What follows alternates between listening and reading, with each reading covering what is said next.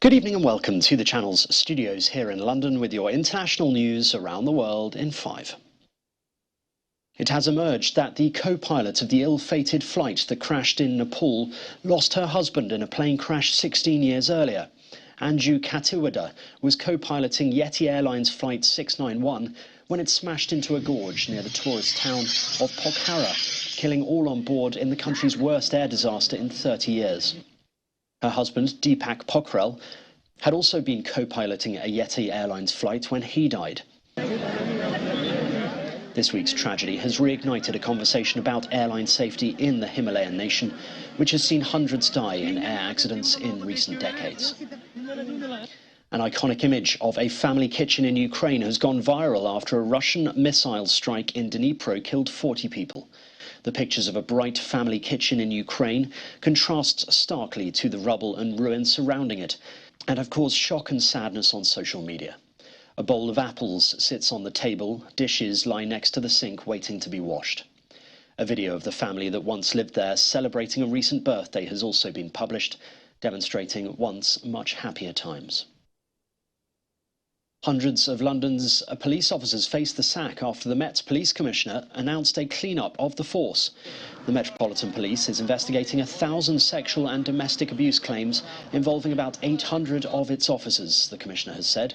It comes after PC David Carrick pleaded guilty to 49 offences, including dozens of rapes.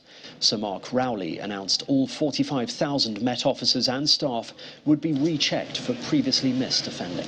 I've launched an anti-corruption and abuse command. I've put 30% more officers into that. We've done public and internal appeals, which has generated more than 250 more investigations. We're systematically reviewing every member of police staff and police officer who we have any historic flags against for being involved in any incident involving domestic abuse or sexual violence. I'm sure some of those will turn out to be nothing of concern, but many of them will turn out sadly to be of concern.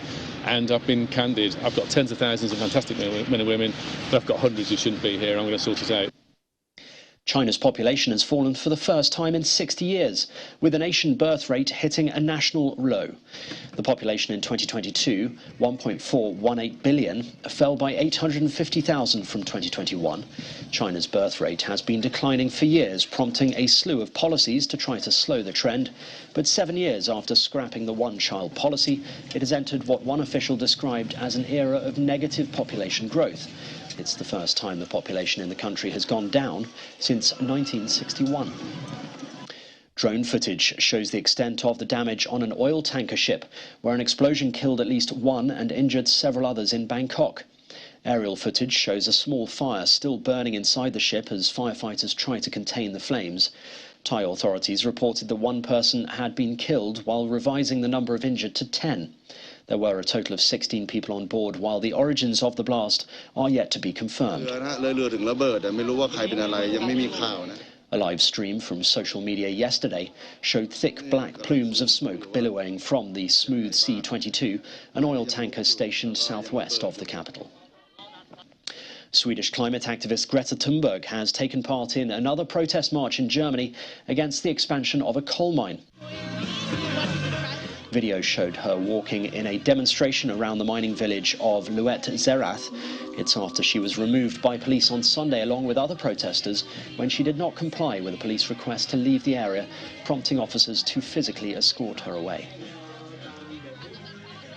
And the Democratic Republic of Congo is preparing for a visit by the Pope at the end of January.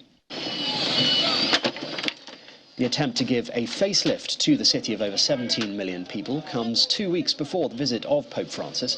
However, there has been tensions over the clean-up as many families in the city depend on the so-called informal sector, which includes street stalls and side shops.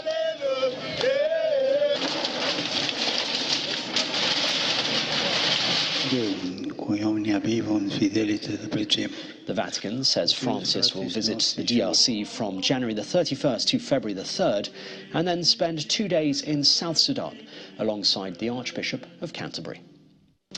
And that's your international news around the world in 5. Now back to the Channel's studios in Lagos.